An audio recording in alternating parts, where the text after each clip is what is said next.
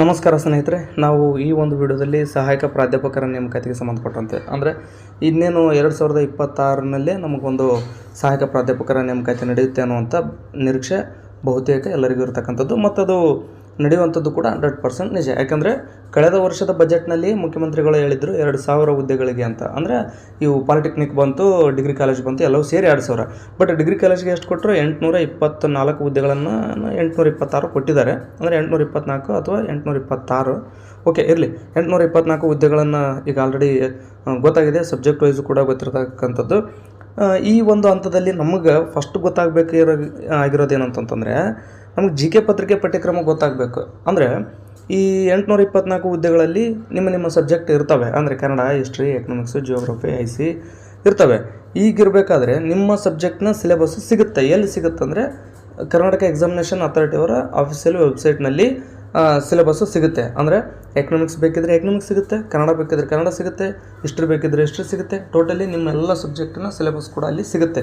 But GK ಪತ್ರಿಕೆದ್ದು ನಾನು ನೋಡಿದೆ, ಅಲ್ಲಿ ಸಿಗಲಿಲ್ಲ. ಆ ಕಾರಣಕ್ಕೋಸ್ಕರ GK ಪೇಪರ್ನ ಒಂದು ಪಠ್ಯಕ್ರಮದ ಅವಶ್ಯಕತೆ ಎಲ್ಲರಿಗೂ ಕೂಡ ಇದೆ ಅನ್ನುವಂಥದ್ದನ್ನು ಮನಗೊಂಡು ಈ ಒಂದು ವಿಡಿಯೋನ ನಾನು ಮಾಡ್ತಿರ್ತಕ್ಕಂಥದ್ದು. ಅದಕ್ಕೋಸ್ಕರ ಯಾವುದೇ ಕಾರಣಕ್ಕೂ ಈ ಒಂದು ವಿಡಿಯೋನ ಮಿಸ್ ಮಾಡ್ಕೊಳಕ್ಕೆ ಹೋಗ್ಬಿಡ್ರಿ. ಮಿಸ್ ಮಾಡ್ಕೊಂಡ್ರೆ ಪಠ್ಯಕ್ರಮ ಮಿಸ್ ಆದಂತೆ. ಅದಕ್ಕೋಸ್ಕರ ತಾವು ಈ ಒಂದು ವಿಡಿಯೋನ ಪೂರ್ತಿಯಾಗಿ ನೋಡಿರಿ. ಜೊತೆಗೆ ಒಂದು ಹೊಸ ಪ್ರಯತ್ನಕ್ಕೆ ತಮ್ಮ ಸಹಕಾರ ಬೇಕಲ್ವ, ಅದಕ್ಕೋಸ್ಕರ ನಮ್ಮ ಒಂದು ಯೂಟ್ಯೂಬ್ ಚಾನಲನ್ನು ದಯವಿಟ್ಟು ಸಬ್ಸ್ಕ್ರೈಬ್ ಮಾಡಿಕೊಂಡು ಸಪೋರ್ಟ್ ಮಾಡಿರಿ ಅಂತ ಕೇಳ್ತಾ, ಈ ಒಂದು ಸಹಾಯಕ ಪ್ರಾಧ್ಯಾಪಕರ ನೇಮಕಾತಿ ಅಥವಾ KSET, PST, GPT, HSTR ಇನ್ನಿತರ ಹಲವಾರು ಮಾಹಿತಿಗಳು ಅಥವಾ ವಿಷಯಕ್ಕೆ ಸಂಬಂಧಪಟ್ಟಂಥ PDF ಏನೇ ಇರಲಿ ಎಲ್ಲವೂ ಕೂಡ ನಾನು ಟೆಲಿಗ್ರಾಮ್ನಲ್ಲಿ ಶೇರ್ ಮಾಡ್ತಿರ್ತೀನಿ.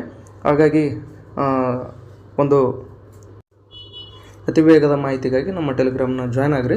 ಎಲ್ಲವನ್ನು ಕೂಡ ಆದಷ್ಟು ಬೇಗನೆ ಶೇರ್ ಮಾಡ್ತಿರ್ತೀವಿ ಮತ್ತು ಅದು ನಿಮಗೆ ಹೆಲ್ಪ್ ಕೂಡ ಆಗುತ್ತೆ ಅನ್ನುವಂಥದ್ದನ್ನು ಹೇಳ್ತಾ ನಾವು ನೇರವಾಗಿ ಈ ವಿಷಯವನ್ನು ಆರಂಭ ಮಾಡೋಣ.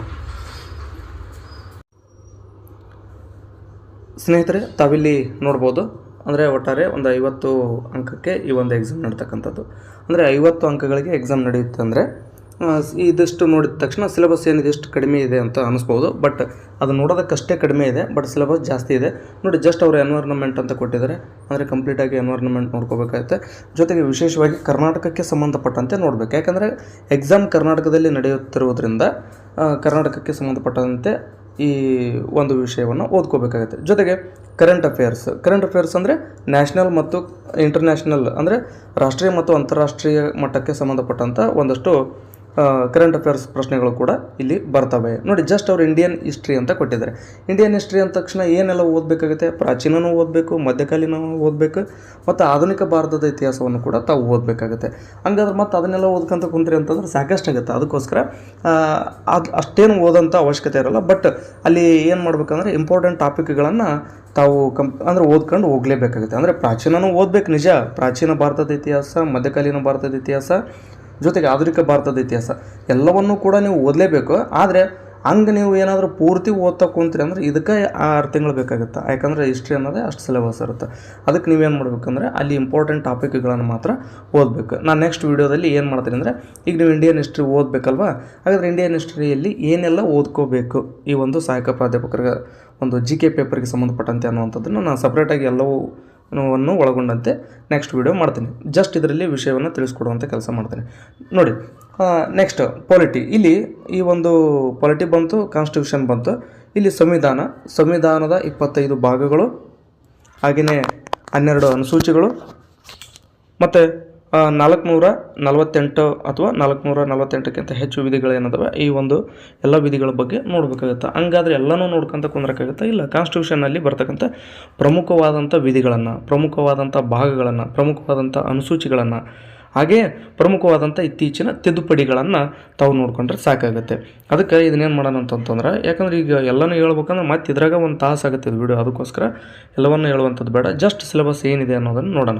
ಅದಕ್ಕೆ ಈ ಸಂವಿಧಾನದಲ್ಲಿ ಭಾಗ, ವಿಧಿ, ಅನುಸೂಚಿ, ತಿದ್ದುಪಡಿ ಇದಿಷ್ಟನ್ನು ನೀವು ನೋಡಿಕೊಂಡ್ರೆ ಸಾಕು. ಹಂಗಂತೇಳಿ ಪೂರ್ತಿ ಅದನ್ನೇನು ಕಂಠಪಾಠ ಮಾಡೋಂಥದ್ದು ಅಂದ್ರೆ ಬ್ಯಾಟ್ ಮಾಡೋಂಥದ್ದು ಕೆಲಸ ಏನು ಬೇಡ. ಜಸ್ಟ್ ಏನೆಲ್ಲ ಓದಬೇಕು ಅನ್ನೋದನ್ನು ನಾನು ನೆಕ್ಸ್ಟ್ ನಿಮ್ಗೆ ತಿಳಿಸ್ಕೊಡ್ತೀನಿ.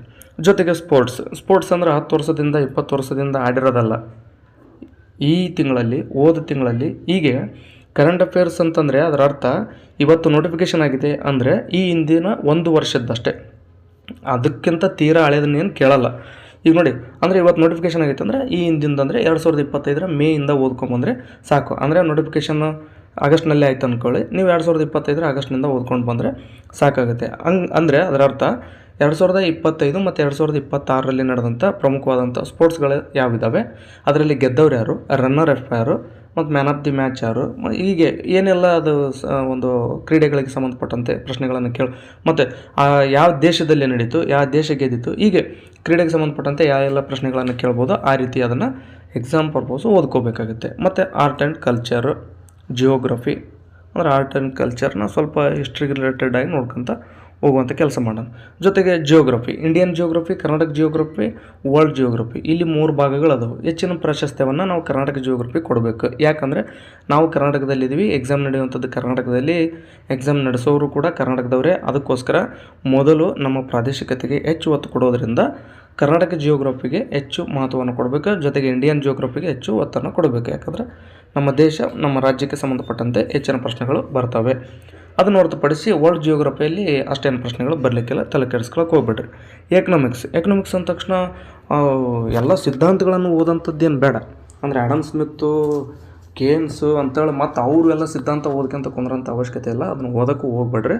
ಇಲ್ಲಿ ಎಕನಾಮಿಕ್ಸಿಗೆ ಸಂಬಂಧಪಟ್ಟಂತೆ ಅಂದರೆ ರಾಷ್ಟ್ರೀಯ ಆದಾಯ, ತಲಾ ಆದಾಯ, ಮತ್ತು RBI, SBI, ಒಟ್ಟು ಟೋಟಲ್ ಬ್ಯಾಂಕಿಂಗ್ ವ್ಯವಸ್ಥೆ, ಸ್ವಲ್ಪ ಕೃಷಿ, ಕೈಗಾರಿಕೆ, ಆನಂತರ ಹಣದುಬ್ಬರ, ಇಂಥವೇನು ಇಂಪಾರ್ಟೆಂಟ್ ಟಾಪಿಕ್ಗಳಿದ್ದಾವೆ ಅವನ್ನ, ಜೊತೆಗೆ ಇತ್ತೀಚೆಗೆ ರಾಜ್ಯ ಸರ್ಕಾರ ಮತ್ತು ಕೇಂದ್ರ ಸರ್ಕಾರ ಜಾರಿಗೆ ತಂದಂಥ ಹೊಸ ಯೋಜನೆಗಳು, ಇವೆಲ್ಲನೂ ಕೂಡ ನೀವು ಓದಬೇಕಾಗುತ್ತೆ. ಅಷ್ಟೇ ಅಲ್ಲ, ಮತ್ತು ಈ ವರ್ಷದ ಸೆಂಟ್ರಲ್ ಬಜೆಟ್ ಮತ್ತು ಸ್ಟೇಟ್ ಬಜೆಟ್, ಎಕನಾಮಿಕ್ ಸರ್ವೆ, ಇವುಗಳನ್ನು ಏನು ಮಾಡ್ಬೇಕು, ಸುಮ್ಮನೆ ಹೈಲೈಟ್ಸ್ ಅಷ್ಟೇ ನೋಡ್ಕೋಬೇಕು. ಮತ್ತು ನಾನು ಹೇಳಕತ್ತೀನಿ ಅಂತೇಳಿ ಡೀಪಾಗಿ ಓದ್ಕೊಂತ ಹೋದ್ರಿ ಅಂದ್ರೆ ಆಯ್ತಲ್ಲ, ನೀವು ಹೆಂಗಾಗುತ್ತೆ ಅನ್ನೋ ಗೊತ್ತಾನ, KS ಮೇನ್ಸ್ಗೆ, ಪ್ರಿಲಿಮ್ಸ್ಗೆ ಓದಂಗಾಗುತ್ತೆ.